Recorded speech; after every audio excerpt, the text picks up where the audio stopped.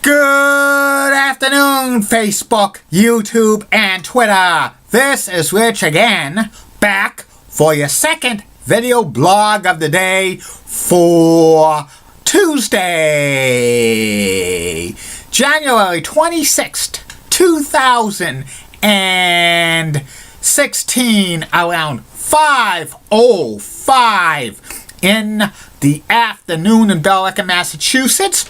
It was a partly sunny, partly cloudy day, highs close to 50, and the snow in Billerica, Massachusetts is basically melted. Some patches here and there.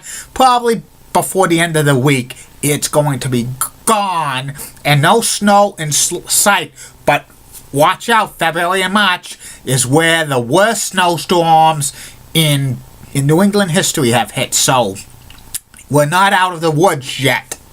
Some news to report. Sad news in the world of Hollywood. Actor Abe Vigoda, who's known for his roles on Barney Miller and The Godfather, passed away at the age of 94. So prayers to his family. Also, LA Clippers star forward/center Blake Griffin is going to be out 4 to 6 weeks because he fractured his hand by getting into a fight with the team's equipment manager. The LA Clippers are pissed about this, and he could get more disciplinary action because of this incident. And reruns of Diagnosis Murder are coming to MeTV on February 8th at 11 a.m. weekdays. That's about it on the news. My second video blog subject of the day is the former regional sports network, the Empire Sports Network. The Empire Sports Network was around from 1990 through 2005. It covered Western New York. They mainly carried Buffalo Sabres games as their main attraction. The Empire Sports Network was formed by Adelphia Cable, which was owned by John Riggs, and he wanted to form a regional sports network to cover sports in Western New York, especially the greater Buffalo area. And he signed a deal with the Buffalo Sabres to carry a limited amount of games through the first couple of years. It signed on the air in December 31st, 1990. It covered about maybe 25 games for the Buffalo Sabres because they still had a contract with Fox 29 in Buffalo. And for the first several months, it was only signed on the air from 8 p.m. to 12 midnight, so only 4 hours. The rest of the time they filled it with college sports, mainly from Syracuse University, and also during the summer months they carried Pittsburgh Pirates baseball and minor league sports, the Buffalo Bisons of the International League, AAA affiliate. And by October of 1991, the Empire Sports Network broadcasting hours were 19 hours a day from 5 in the morning through midnight, and they started to carry more shows. They had their nightly sports report called the Empire Sports Night, and also they had like a lot of other local shows. They simulcast them through sports radio in Buffalo, New York. They had kind of a Pardon the Interruption show. Plus they had a show hosted by Paul McGuire and Steve Taxer who played for the Bills for many, many years. Plus they had extensive coverage of Buffalo Bills football, press conferences and pre-game and post-game show of the Bills in 1990. Plus, Empire Sports Network was an affiliate of the Prime Sports Network, which eventually that became FSN. In the summer of 1994, the Buffalo Sabres signed a contract with Empire Sports Network to be its exclusive broadcast partner. They eliminated Fox 29 out of Buffalo. That means all Buffalo Sabres games that were not on national television, including the playoffs up to the Stanley Cup Finals, were exclusively home to the Empire Sports Network.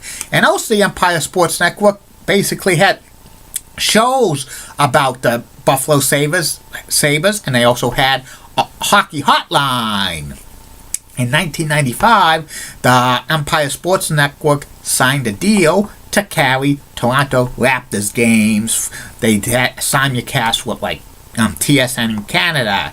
The Empire Sports Network continued to grow and eventually got a lot of cable and satellite coverage through most of New York. It was shown as far away as Albany, New York, plus it was shown in Pennsylvania, Western Pennsylvania, and basically Northeast Ohio. And even Gary Bettman said with the coverage of the Empire Sports Network with Buffalo Sabres, the Buffalo Sabres could have been big as the NFL. And the Empire Sports Network continued to grow into the summer of 2002.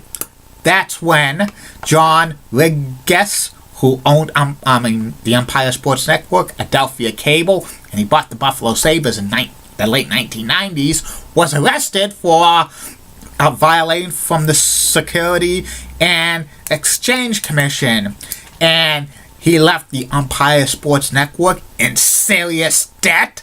A lot of cable companies were moving the Empire Sports Network from the basic sports package to a digital sports package. That means fewer and fewer viewers were watching it. Also, Empire Sports Network had to cancel a lot of shows due to its mounting losses. They used to simulcast CFL football. Also, they were the home extreme. They showed ECW hardcore television for many years. ECW folded in 2001. And also, they just basically the only thing they carried was the Buffalo Sabres pre- and post-game show, plus Sabres action. They also carried Buffalo Bills. They did a lot of simulcasting in sports radio in Buffalo, but it continued to mount the losses. What was the death blow of the Empire Sports Network was the 2004-2005 NHL lockout that wiped out the season. They had no sporting programming, main sports programming.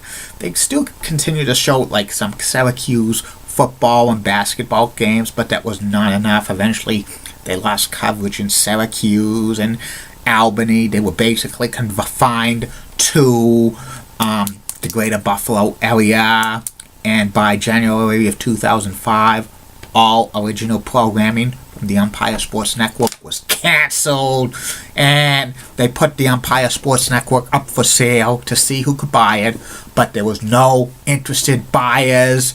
And in the spring of 2005, the Empire Sports Network folded.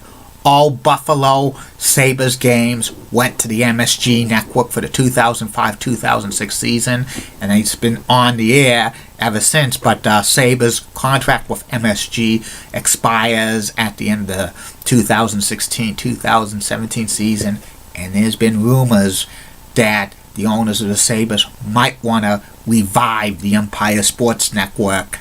And it could happen. The Empire Sports Network was a great regional sports network. Basically, it was just the Sabres and the Bills, and basically just college sports. Was what a regional sports network should be like. And that's about it on that. I'll be back later, Facebook, YouTube, and Twitter with 2 more video blogs.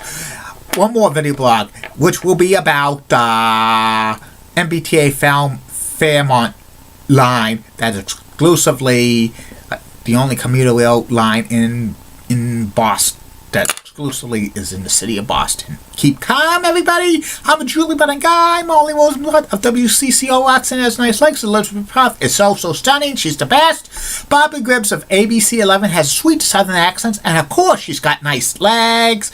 And in the words of Sean Lucha, get out! Don't forget Facebook, YouTube, and Twitter. And Google Plus, questions, comments, concerns, shout outs and plugs, private message me. Bye.